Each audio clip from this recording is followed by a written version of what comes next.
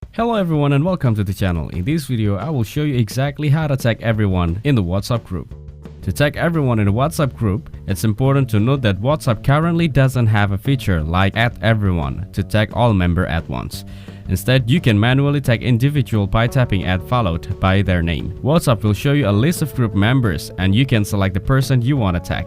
They will receive a notification that they've been mentioned. If you want to tag multiple people, you can type and select each person one by one. Each person will be notified, but this may not be as sufficient as a group-wide mention feature.